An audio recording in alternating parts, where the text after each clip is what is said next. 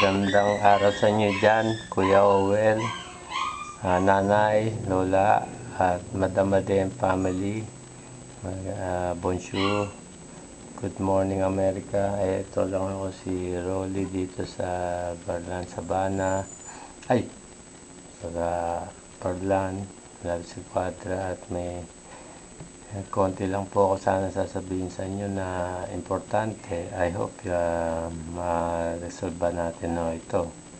Tungkol kasi dito kay Angelita na medyo hirap sa pagigib ng tubig sa labas, kailangan niya tawag dito ng poso na potable water para dun sa kanyang sa compound natin dun sa Kabuko, which is alam ko yung mga natanong ko yata sa mga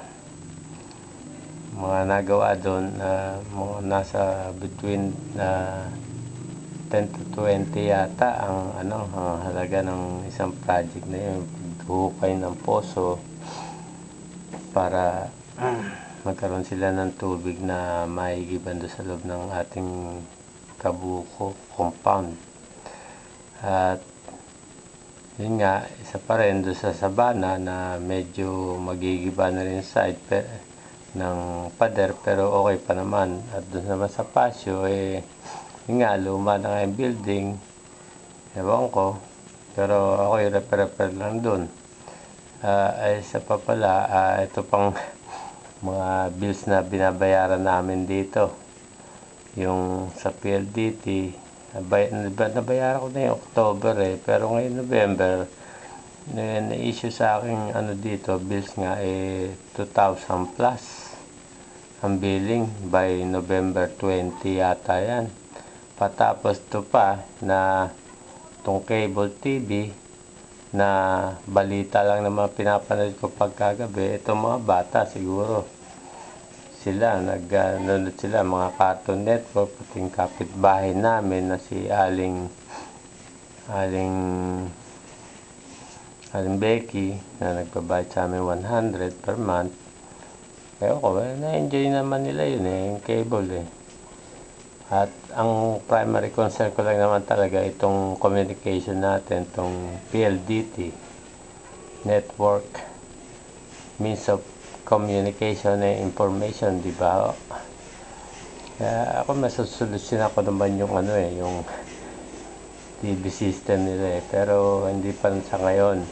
At ako nasa stage pa lang ho ng upgrading nitong munting bahay niyo po, nanay ko, dito sa Barlan.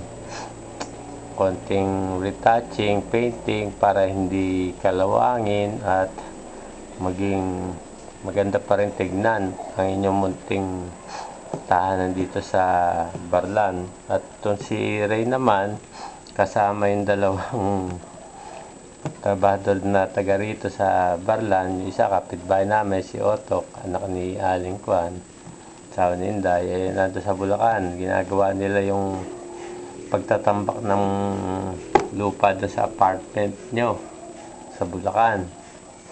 Ayun po, ewan ko, baka isang linggo yata sila dun dahil sinabi ni Ray kinapos raw sa pagtambak ng mga lupa dun. Elf yata yun, ewan ko, hindi ko alam sa kay Ray kung magkano isang elf na truck ng pagpapatambak ng kwan dun, para sa gayon kung sakaling magbahaman hindi maapektuhan yung mga gasin, maapektuhan yung mga nakatira dun. At yun nga, yun lang naman konsenso ko sa inyo dyan. Basta ingat kayo at umasa kay Lord. Yun lang naman kasi siya lang naman nagbibigay sa atin ng lakas tsaka yung kaisipang kwan.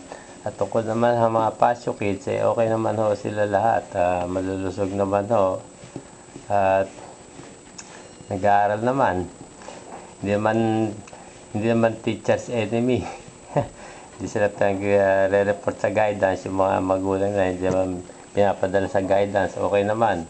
Isang halimbawa na rin mga mabubuting mamamayan ng Pilipino. At Ayun nga ho, ayun nga ako kung ano lang yung magagawa kong maayos, maganda, di gawin. Doon naman sa tindahan, doon ewan ko. Dahil si Ray naman kausap parati, pati dito sa Barlan. Eh, basta yung libreta wala sa akin, wala sa aking paghahawak, kundi sa misis ni Reynaldo, naka Shirley. At ako naman pagka magwi-withdraw lang, yun lang. Tsaka ako sinasama ni Ray, yun lang ho. Toto, nagtatrabaho naman sa EPSA, sa digital printing bilang graphics designer daw. Ewan ko kung magkano sweldo na tinamalitik na yun. Ayun, doon nagtatrabaho sa ESA. Gabi na rin ko umuwi, mga alas 7 o bago mag alas 9 yung gabi. Ngayon ko alam kung dumadaan pa sa kanya, uwanabi niya. Hindi ko alam. At ingatan nyo lang po parati ang inyong mga sarili dyan. At let's hope for the better. At I wish you a very Merry Christmas and a Happy New Year. Maligayang Pasko po sa inyong lahat at maraming salamat po. Thank you. Mano po ninong hindi pala.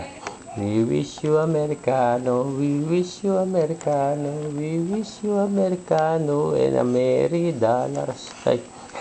Bye-bye.